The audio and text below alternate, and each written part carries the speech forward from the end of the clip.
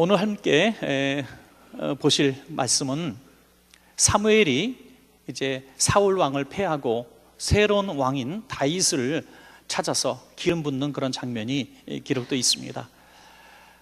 하나님께서 이 사무엘에게 너는 이새의 아들 중에서 한 사람을 택하여 왕으로 세우고 기름을 부어라, 이런 말씀을 들었을 때 사무엘은 마음이 너무너무 불편했습니다. 왜냐하면 초대 임금인 사울 왕을 본인이 기름 부어서 세웠기 때문입니다. 그리고 그 왕이 지금 현재 왕위에 있는 현재의 왕이었습니다. 왕이 있는데도 불구하고 그 왕을 세운 사람이 또 다른 새로운 왕을 찾아서 기름 부어 왕으로 세운다는 거, 여러분, 인간적으로도 있을 수가 없고 또 정치의 입장에서 보면 반역이죠. 그래서 사무엘은 하나님의 뜻이기 때문에 순종하지만 그 마음이 너무나 불편해서 그 이후로 사울을 보지 않았다고 말씀하고 있습니다. 그렇게 고민하고 있고 번민하고 있던 사무엘에게 주신 말씀이 사무엘상 16장 1절 말씀입니다. 여호와께서 사무엘에게 이르시되 내가 이미 사울을 버려 이스라엘 왕이 되지 못하게 하였거늘 내가 그를 위하여 언제까지 슬퍼하겠느냐. 너는 뿔에 기름을 채워 가지고 가라. 내가 너를 베들레헴 사람 이새에게로 보내리니 이는 내가 그의 아들 중에서 한 왕을 보았느니라 하시느니라. 이제 사무엘은 베들레헴으로 가게 되죠. 베들레헴으로 들어갈 때 베들레헴 장로들이, 지도자들인 장로들이 굉장히 놀라게 됩니다. 왜냐하면 당시에 가장 유명 인사였기 때문이죠. 가장 유명한 연예인이면 연예인이고 종교적인 지도자면 지도자입니다. 가장 유명한 사람, 가장 영향력 있는 사람이었습니다. 그가 온다고 하니 예고 없이 오니 베들레헴이 막 뒤집어진 것이죠. 더구나 이새의 가정은 얼마나 놀랐겠습니까? 그렇지만 이 사무엘은 내가 새로운 왕을 찾기 위해서 왔다고 절대로 말할 수가 없었습니다. 왜냐하면 만약에 사울의 이 소식을 들었다면 얼마나 분노하고 또 새로 기름 부어 세운 왕 다윗을 뒤에서 공격해서 살해하지 않겠습니까? 그래서 나는 베들레헴에 하나님을 예배하러 왔다, 이렇게 거짓으로 이제 위장합니다. 그리고 이제 이새의 자녀들을 전부 이 예배에 초청하는 것입니다. 참 지혜롭게 한 것이죠. 예배 자리로 초청해서 한 사람씩 한 사람씩 면접 보듯이 이렇게 아들들을 앞으로 지나가게 합니다. 그래서 이새의 아들들이 다 초청받아서 한 사람씩 한 사람씩 사무엘 앞을 지나가는데 첫째 아들부터 이제 순서대로 옵니다. 첫째 아들 엘리압이 딱 오는데 사무엘이 너무나 마음에 들었어요. 첫인상이 너무나 멋있었기 때문입니다. 장남이기도 하고 키도 크고 인물도 좋고 들어오는 풍채가 너무 멋있어요. 그래서 야, 하나님이 이 아들을 왕으로 세우기를 원하시는구나 하면서 그렇게 감동을 하게 되죠. 여러분, 저도 이렇게 우리 성도님들이 우리 아들입니다, 우리 딸입니다 소개할 때 보면, 전에는 안 그랬는데 멋진 아들도 보면 사윗감으로 생각이 나고요. 이제 좀 그런 생각이 들더라고요. 너무 예쁜 딸이 오면 며느리 삼으면 좋겠다. 아직은 아들은 좀 어리지만 하여튼 뭐 그런 생각이 납니다. 아마도 사무엘이 그 풍채를 보면서 야, 정말 이렇게 잘생길 수가 있을까? 야, 너무나 멋있구나. 하나님이 이 아들을 정말 왕으로 세우기를 기뻐하시겠구나 라고 생각을 했습니다. 그런데 하나님이 아니라는 거죠. 그리고 다음 아들, 둘째 아들 아비나답을 보니까 역시나 둘째도 멋있습니다. 그 탁월한 유전자가 어디 가겠습니까? 둘째도 멋있어요. 그런데 아니라는 거예요. 그래서 7명의 아들이 와 있었는데 7째까지 다 갔는데 하나님이 계속 아니라는 겁니다. 사무엘은 갑자기 번민에 빠지죠. 하나님, 그러면 어떻게 된 겁니까? 저 전체 아들이 다 왔는데 분명히 이새의 아들 중에 왕을 삼으시겠다고 하셔놓고 왜 다 지나갔는데 여기서 없다고 하십니까? 하면서 이새에게 묻습니다. 혹시 다른 아들이 또 있습니까?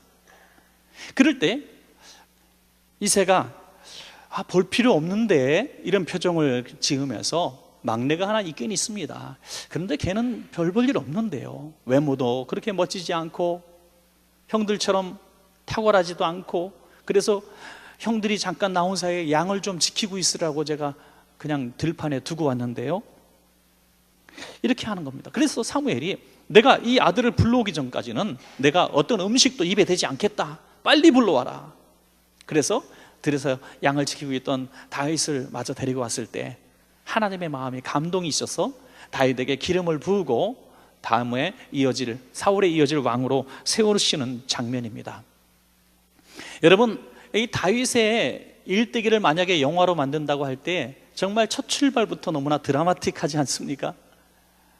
아주 태연하게 7명, 8명이 다 왔을 때 이렇게 막내 택하는 것도 멋있겠지만 부모도 생각지도 않았고, 아니 이 대선지자 사무엘조차도 이 막내는 아닐 거야 라고 생각했던 그 바로 다윗이 하나님의 마음에 합한, 하나님이 왕으로 세우기에 작정하신 아들이었다는 것이죠. 여러분, 우리는 하나님이 택하시고 하나님이 부르셔서 쓰시는 그 사람이 되는 것이 정말 최고의 복인 줄로 믿으시기 바랍니다. 사람이 어떻게 보든지, 아니 나의 부모가 나를 어떻게 보든지도 떠나서 모든 나를 아는 사람들이, 아니 심지어 기도도 많이 했다고 하는 사람들조차도 별로 주목하지 못했던 사람일 수도 있어요. 모든 사람들이 나에게 기대하지 않고 희망을 갖지 않는 그런 사람일 수도 있습니다. 그럼에도 불구하고 하나님은 그 사람을 왕으로 택하셨어요.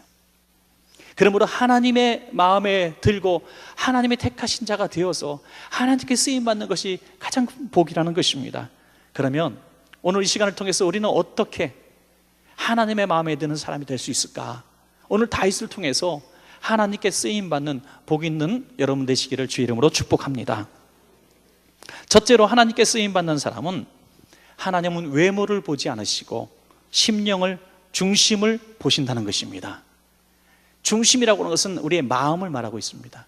하나님은 외모를 보지 않고 우리의 마음을 보십니다. 사무엘이 이새의 맏아들 엘리압을 보면서 과연 왕으로 삼으실 종이 여기 있습니다, 아들이 여기 있습니다, 하나님 앞에 있다고 자랑스럽게 이야기합니다. 그런데 하나님은 아니라는 거죠. 외모를 보고 판단하는 것은 이 세상에 아주 자연스러운 일이죠. 지금 여러분 대선 전국이라 그러죠. 이제 얼마 남지 않으면 대통령을 뽑는데요. 이름도 다 기억 못할 거예요. 너무나 많아가지고. 그래서 도대체 누구를 뽑을까 걱정하는데 어떤 사람이 그런 얘기를 하시더라고요. 정말 누군지 모를 때는 그냥 얼굴 한 사람씩 보고 마음에 드는 사람 뽑으래요. 얼굴을. 예. 얼굴 보고 그냥 뽑으래요. 그 사람 말은 사람 나이 40이 되면 그 얼굴에 그 사람이 나온다, 그런 얘기를 하더라고요. 여러분, 어느 정도는 맞는 이야기입니다. 어느 정도는 맞는 이야기예요. 그러나 저는 동의하지 않습니다. 왜? 제가 만난 사람 중에 그런 상식을 파괴했던 사람들이 많이 있었기 때문에. 우리 교회 집사님도 여러분 계세요. 얼굴은 소당수처럼 생기셨는데 개를 잡게 생겼는데 너무 온유하신 분들을 많이 봤어요. 겉으로 보면은 이를테면 강도가 왔어요 신고했는데 집주인이 잡혀갈 정도로 너무 험악하게 생기셨어. 어떤 분은 운전하다가 교통경찰한테 걸렸는데 교통부 창문을 딱 내리니까 그냥 가라 그러더래. 너무나 무서워가지고. 있어요 우리 교회에 그런 분이. 근데 그 마음이 너무너무 착하고 여리고 부드러운 분을 많이 봤어요. 인물로 뽑으면 그분은 안 될 뿐이에요. 그런데 그 성품이 하나님에 의해서 너무나 잘 다듬어져 있는 것을 보게 돼요. 어떤 사기꾼을 보니까 목사님 같이 생겼어. 사람을 외모로 보면 안 돼요.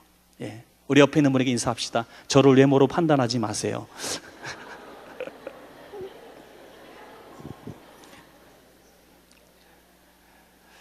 하나님께서 이 외모로 사람을 보지 않으셨기 때문에 오늘 저와 여러분들이 이 자리에 있는 것입니다. 여러분, 여기 외모라고 하는 것은 얼굴만을 말하는 것이 아니라, 신체의 특징만 말하는 것이 아니라 우리가 가진 지식, 권력, 재산, 능력, 이런 것들을 포함하고 있는 것입니다.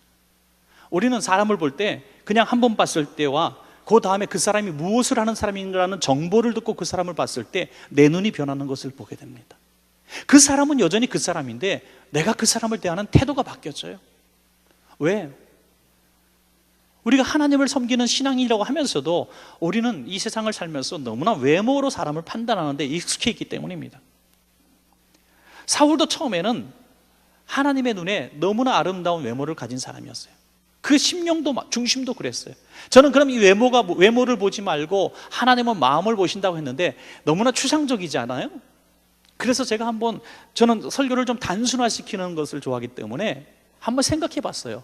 하나님은 외모를 보지 않으시고 중심을 보신다 그랬는데, 그러면 하나님이 원하시는 그 중심, 하나님이 원하시는 마음을 한마디로 좀 하나로 정리해 볼 수 있다면 무엇일까?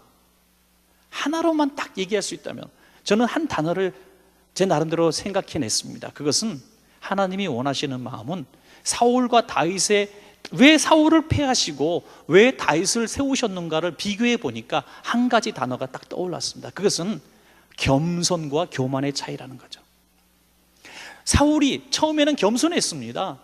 그런데 승승장구하고 부를 갖게 되고 능력을 가지게 되니까 교만하게 되죠.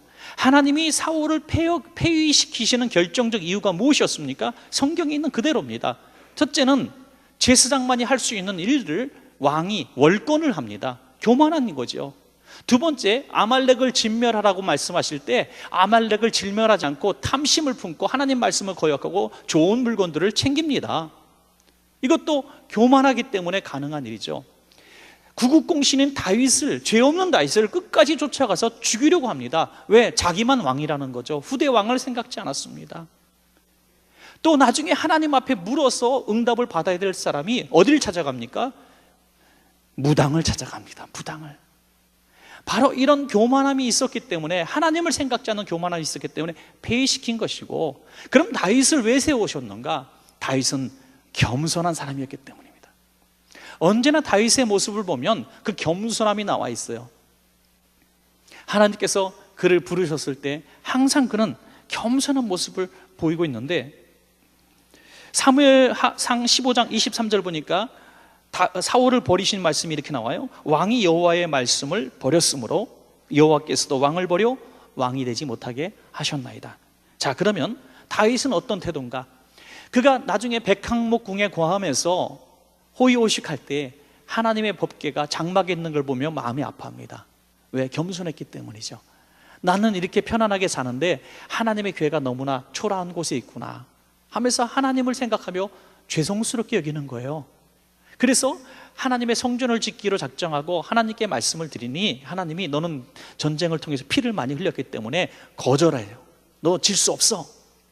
굉장히 실망스러운 하나님의 응답입니다. 그렇지만 하나님은 너 후대에 내가 이어지는 복을 주겠다 이렇게 약속하실 때 다윗은 이렇게 고백합니다. 사무엘 하 7장 18절에 주 여호와여 나는 누구이오며 내 집은 무엇이기에 나를 여기까지 이르게 하셨나이다. 지금 내가 이 자리에 서 있는 것은 주의 은혜입니다 하는 거죠. 여러분, 이것이 겸손입니다. 여러분, 내가 겸손한 사람인지, 하나님께 쓰임받을 만한 겸손한 사람인지, 아니면 사울 같은 교만이 싹트고 있는지 여러분 한번 진단해 볼 수 있는 중요한 짧은 시간을 드리겠습니다. 그것은 지금 내 마음속에 감사가 있는가, 아니면 하나님을 향한 섭섭함과 불평하는 마음이 있는가. 그것이 하나님과의 관계 속에서 내가 지금 겸손한 사람인가 교만한 사람인가를 판단할 수 있는 중요한 잣대가 될 수도 있습니다. 바라기는 여러분 마음속에 지금 내 삶의 환경 가운데서 하나님의 거절의 음성이 있었음에도 불구하고 지금 나의 모습이 주님의 은혜입니다라고 감격하기를 주의 이름으로 축복합니다. 여러분, 그럴 때 하나님이 여러분들을 높이시고 쓰실 이유가 되기 때문입니다. 사실 다윗도 허물 많은 사람이잖아요. 살인죄를 저질렀어요. 간음죄를 저질렀어요. 그러나 그가 신속하게 주님 앞에 회개하고 용서함 받을 수 있었던 이유가 뭡니까? 겸손한 성품이 있었기 때문이죠. 나단 선지자가 책망할 때 교만한 사람은 숨고 대적합니다. 하지만 겸손한 사람은 순종할 줄 알아요. 죄를 지적했을 때, 누군가의 충고가 있을 때 듣는 사람을 어떤 사람이라 그래요?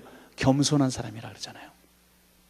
누군가에게 내가 꼭 정말 해주고 싶어서 이야기했는데 화를 내고 나를 그렇게 봤냐고 짜증내는 사람에게 여러분 교만한 사람이라고 얘기합니다. 저는 목회자든지 성도님이든지 아니면 믿지 않는 사람이든지 성장하는 사람과 퇴보하는 사람의 중요한 기준이 수용력의 차이라 저는 그렇게 생각합니다. 수용력, 받아들일 수 있는 힘, 누군가에게 이야기를 들었을 때 내가 그것을 받아들일 수 있는 힘. 그 사람은 오늘이 다르고 내일이 다르고 모레가 또 달라요. 왜? 계속 성장하기 때문에. 철부지가 성숙한 사람이 되는 것입니다. 우리는 날마다 후회해요. 내가 왜 이런 얘기를 했을까? 내가 왜 이런 행동을 했을까? 날마다 후회합니다. 날마다 후회하면서 그것을 디딤돌 삼아서 내일은 더 나은 삶으로 발전할 수 있는 사람을 누구냐? 겸손한 사람이라고 보는 것입니다. 저는 늘 자신을 다뤄볼 줄 아는 겸손한 사람은 자신에게는 엄격하지만 다른 사람에게는 관대한 것을 봅니다. 교만한 사람은 자신에게는 관대하고 다른 사람에게는 엄격합니다. 여러분, 어느 위치에 있든지 간에 부하 직원이든지 가르치는 입장에 있든지 아니면 어떤 리더로 있든지 누군가 여러분들 늘 가르치고 권면하고 꾸짖는 데 익숙해 있다면 하나님이 쓰실 만한 사람이 되지 못합니다. 그러나 나를 책망하고 나를 돌아보고 다른 사람을 포용할 줄 알고 용서할 줄 아는 사람이 되었다면 하나님이 여러분들을 날마다 더 크게 쓰실 줄로 저는 믿습니다. 여러분, 다윗은 늘 이런 타인에 대한 너그러움이 있었어요. 심지어 자기를 죽이려는 사울 왕까지도 용서해주고 놓아주는 사람. 압살롬에게 쫓겨서 도망갈 때 별 볼 일 없는 시므이가 저주할 때 단칼에 베겠다는 이 부하들을 말리면서 저를 통해 하나님이 말씀하시는 거야, 듣자. 적군이 버리고 간 병든 병사까지도 일단 살리고 보는 사람, 바로 그 사람이 다윗이에요. 바로 그러한 성품이 있었기 때문에 하나님께서 하나님을 사랑하고 사람을 사랑하는 그 사람을, 그 중심을 보시고 너는 겸손하구나, 앞으로 크게 될 사람이구나 하고 왕으로 세우신 줄로 믿습니다. 여러분, 두 번째로 하나님은 누구를 쓰시는가? 희생하고 섬기는 사람을 쓰시는 줄로 믿습니다. 하나님이 쓰시는 사람은 섬기는 사람, 희생하는 사람. 첫 번째는 마음이라고 한다면 두 번째는 행동입니다. 행동이 늘 헌신하는 사람이에요. 희생하는 사람. 여러분, 사무엘이 이새의 아들들을 다 부르라고 했을 때 왜 막내인 이 다윗만 들판에 남겨뒀을까요? 다윗이 뗐으면 이 자리에 왔을 겁니다. 나도 갈래요. 나도 사무엘 보고 싶어요. 왜 나만 양을 지키라 그래요? 하고 뗐으면 둘째든 셋째든 그래 네가 가라 하고 지켰을 거예요. 그러나 다윗은 묵묵하게 희생했습니다. 우리 형님들이 사무엘 선지자 만나서 축복기도 받고 잘 되면 좋겠다. 형님들 가세요. 제가 양을 지키겠습니다. 여러분, 희생입니다. 제가 이렇게 짐작할 수 있는 근거는 어디서 나오냐면 형님들이 전쟁터에 가 있을 때 다윗이 형님들을 찾아갑니다. 그때 골리앗 장수가 이스라엘을 멸시하고 하나님을 모욕했을 때 그 훌륭한 장수들이 다 벌벌벌 떨고 있었어요. 형님들까지도, 엘리압까지도. 그런데 다윗은 물맷돌 들고 돌멩이 5개 줍고 골리앗과 싸우러 나가는 것입니다. 다들 말렸어요. 여러분, 다윗이 골리앗과 싸우려고 했던 이유가 무엇입니까? 어떤 이스라엘 백성도, 어떤 이스라엘 장수도 하나님을 모욕하는 저를 대항하여 목숨 건 사람이 없었기 때문에 목숨을 건 겁니다. 희생하여 내가 싸우다 죽을지언정 나가겠다는 거예요. 제가 다윗에게 물어봤다 그랬지 않습니까? 무섭지 않았냐고. 무서워서 물맷돌, 저때 조약돌 5개나 주셨다 그래요. 예, 한 방이면 되는데 5개 실패할까 봐 얼마나 무서웠는지 부들부들 떨면서 나갔어요. 그런데 왜 나갔냐 그랬더니 하나님을 모욕하는데 누군가 나가서 싸워야 되지 않겠습니까? 죽을지언정 내가 나가서 싸우려고 그랬습니다. 여러분, 이길 줄 아는 싸움 나가는 것은 희생이 아닙니다. 당연히 이길 전쟁에, 당연히 잘 되는 일에 내가 동참하는 것은 희생이 아닙니다. 누구나 하고 싶은 교회 일을 하는 것은 희생이 아닙니다. 누구나 정말 저 일은 괜찮은 일이야 하는 일을 하는 것은 희생이 아닙니다. 다 두려워서 뒤에 심고 손에 안 보려고 하고 피곤하지 않으려고 하고 하면은 죽을 것 같고 그런 일을 하는 것이 희생이라고 하는 것이죠. 여러분, 얼마 전에 어떤 회사가 1000명이 넘는 사람 중에서 한 사람을 뽑는 이제 면접하는 것이 동영상에 올라왔더라고요. 제가 아주 흥미롭게 봤습니다. 1000여 명이 넘는 사람 중에 한 사람을 뽑는데 이제 면접관이 갑자기 탁 쓰러져요. 면접 보다가. 그럴 때 다른 모든 면접 보던 입시생들이 밖으로 막 나가서 911 전화하고 막 그래요. 그런데 이제 몇몇 사람은 넘어진 면접관에게 바로 달려가서 넥타이 풀고 막 인공호흡하고 막 이렇게 일단 살려놓고 보는 이런 모습을 보고 그 사람들 일단 추리입니다. 두 번째 면접관과 다른 장소로 이동하는데 다른 건물로 이동하는 과정 속에서 갑자기 불이 나는 화재에서 사람이 이제 높은 옥상에서 뛰어내릴 때 잡아주는 이런 일들을 시켜요. 그런데 그냥 빨리 가자고 재촉해서 데려가는데 그냥 면접관 신경도 안 쓰고 뛰어가서 그 사람 구조하는 일에 동참하는 그 사람 중에서 사람을 뽑았어요. 제가 이 얘기를 가만히 보고 우리 아들에게 야, 너 너 면접 볼 때 이런 일이 있으면은 너 어떻게 할 거냐 했더니 벌써 눈치를 딱 채고 뒤도 안 보고 달려가서 도와줘야죠 그러더라고요. 다 이제 눈치를 너무 빠르게 채가지고. 여러분, 이게 눈치를 채지 않고 만약에 여러분들에게 그런 상황이 생겼을 때 우리 특별히 취업을 준비하는 우리 청년들이 있다면 꼭 기억해 보시기 바랍니다. 세상은 과거에는 일꾼을 뽑아서 사람을 뽑았고 또 다음 세대에는 스펙을 뽑고 사람을 뽑았습니다. 그러나 지금은 희생하는 사람을 뽑습니다. 왜? 희생하는 사람이 너무나 희귀한 시대를 우리는 만났어요. 다 이기적인 세상을 만났고 이기주의, 뭐 회사에 충성한다 그러고 회사가 조금 어려우면 바로 내일 사표 내는 사람들이 보통 사람들이기 때문에 열정과 희생하는 사람을 세상 사람들이 요청하고 있습니다. 하나님도 그러시다는 거예요. 하나님도 희생적인 사람, 섬기는 사람을 통해서 역사하시는 것입니다. 저는 사람이 보는 외모에 치중할 만큼, 노력할 만큼 정말 하나님이 어떻게 보실까 생각하고 행동한다면 우리는 희생하는 삶을 살 수 있다고 생각을 합니다. 저는 십자가를 앞에 두신 예수님께서 제자들에게 하신 말씀을 읽다가 굉장히 마음에 감동된 부분이 하나 있어서 나누고 싶습니다. 제자들이 예수님이 십자가에 대해서 말씀하실 때 제자들이 이런 얘기를 합니다. 예수님, 누가 더 큰 자입니까? 누가 더 큰 자입니까? 제자들 중에서 서열 좀 정해주세요. 지금 십자가 지시는 예수님 앞에서 할 소리가 아닌 얘기를 합니다. 그때 예수님이 그들에게 하신 말씀이 누가복음 22장 28절이에요. 너희는 나의 모든 시험 중에 항상 나와 함께한 자들이다. 너희는 모두가 서열 없이 모두가 나의 모든 시험 중에 함께한 사람이야. 내가 고난당할 때 함께 고난을 당했고 내가 배고팠을 때 함께 배고팠고 집을 떠나서 너희들 모두 고생하지 않았느냐?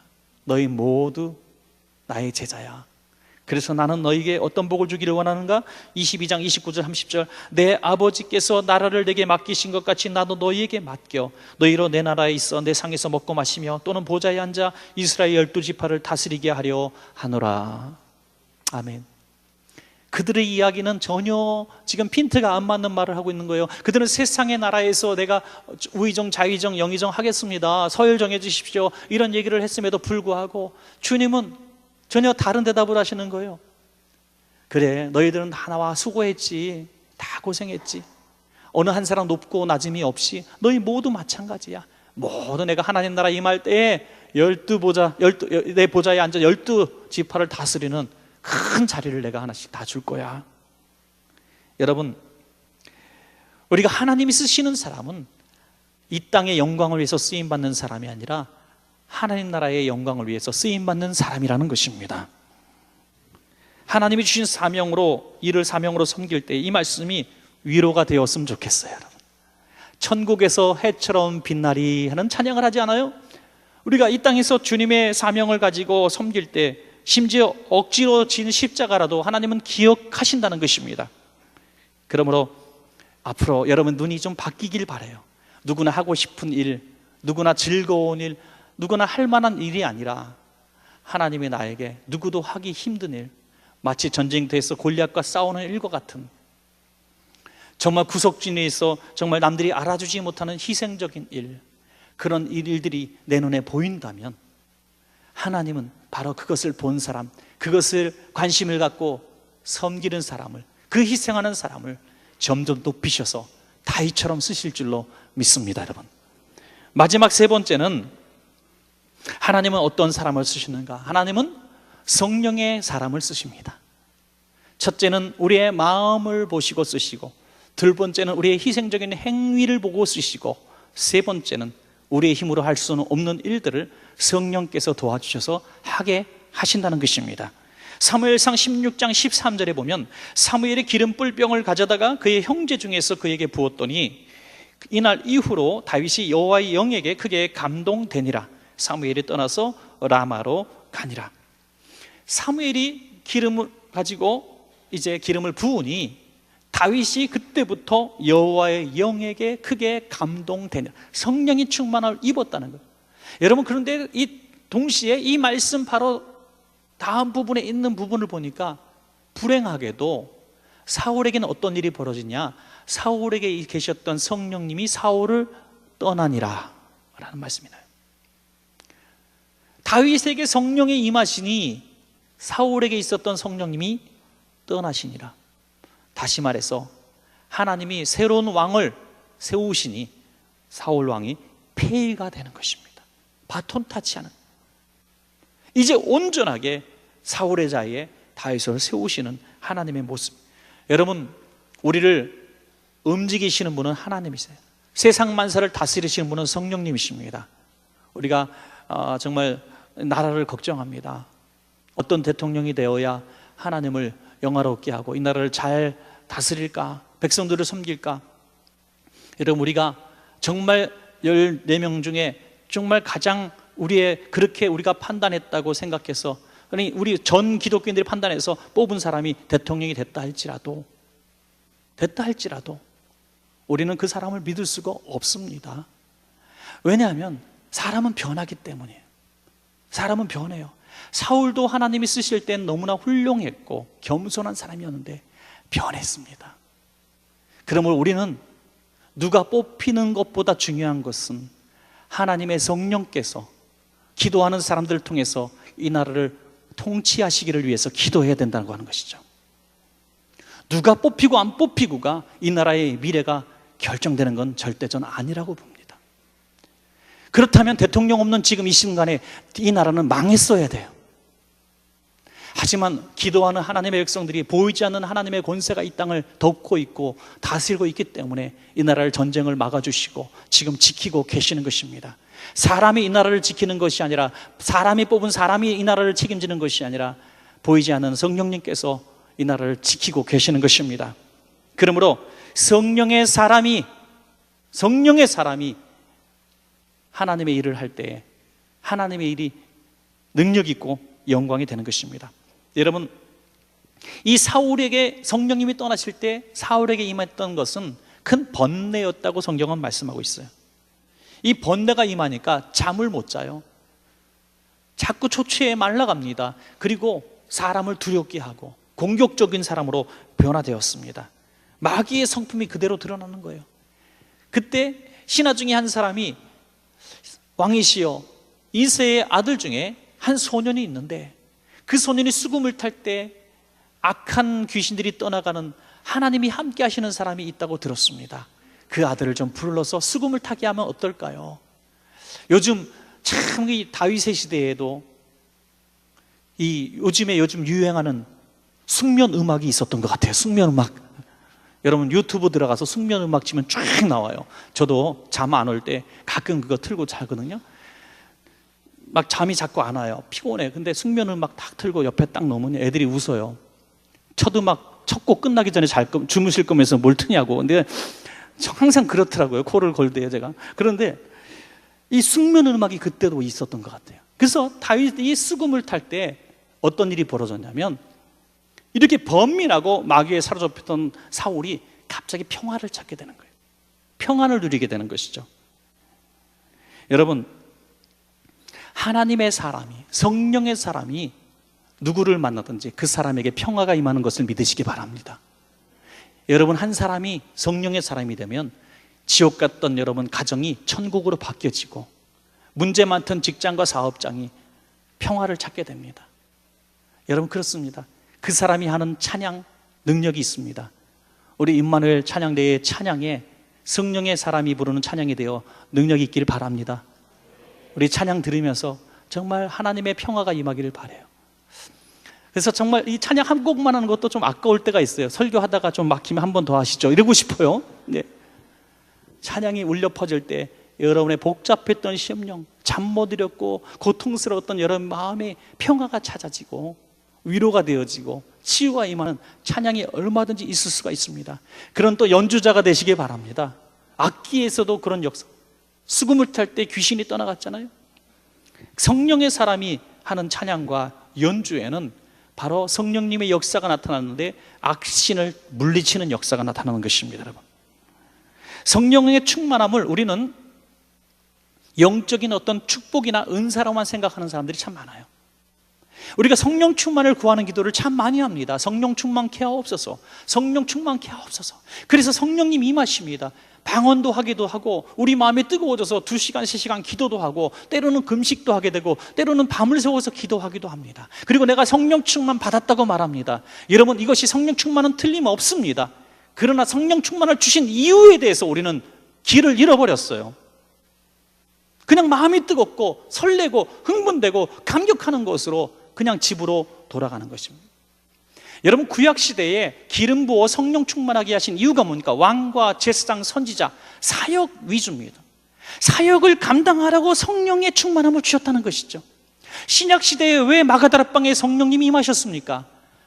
두려워 떨고 어찌할 바 모르는 그들에게 성령님이 임하시자 어떤 일이 벌어지십니까? 요한복음 14장 26절에 보혜사 곧 아버지께서 내 이름으로 보내실 성령, 그가 너희에게 모든 것을 가르치고 내가 너희에게 말한 모든 것을 생각나게 하리라. 무엇을 할지 알려주시기 위해요 성령 충만을 주셨다는 거죠. 우리가 너무나 무기력한 성도, 무기력한 이 시대의 교회가 된 것은 성령 충만을 너무나 많이 구했어요. 산기도 와서 기도했고 소나무 뿌리도 뽑았고 저 지하굴 같은 데서도 기도했어요. 그런데 성령이 이끄시는 대로 살지 않았다는 거예요. 이것이 우리에게 중요한 과오가 되었기 때문에 성령의 사람이 답게 살지 못한 것입니다. 성령의 사람이 되는 것처럼 중요한 것은 성령의 사람으로 살아가는 것입니다. 믿습니까? 제자들이 예수님 십자가 돌아가실 때 꽁꽁 문을 걸어잠고 두려워할 때 요한복음 20장 22절에 보니까 그들을 향하여 숨을 내쉬며 이르시되 성령을 받으라, 성령을 받으라. 그들이 성령을 받자 문을 박차고 나가 순교자로 살아간 것입니다. 사랑하는 여러분, 이 성령의 충만함을 입어서 성령의 이끄시는 대로 사명 감당하며 사시기를, 하나님의 쓰임 받으시기를 간절히 축원합니다. 말씀을 맺겠습니다. 오늘 하나님이 쓰시는 사람은 동일합니다. 하나님은 우리의 외모, 우리의 지식, 재물, 건강, 능력, 나이 이런 거 보고 우리를 쓰시지 않습니다. 우리의 외모가 아닌 우리의 심령 중심, 우리의 마음, 겸손한 마음을 보고 쓰시고 누가 뭐라 그러지 않아도 희생하며 섬기는 사람을 쓰시고 성령의 충만함을 입어 성령의 이끄시는 대로 살아가는 사람을 하나님은 지금도 크게 쓰시는 것입니다. 우리와 우리 자녀들이, 우리 교회가 그렇게 하나님께서 쓰시는 사람이 되시기를 주의 이름으로 축원합니다.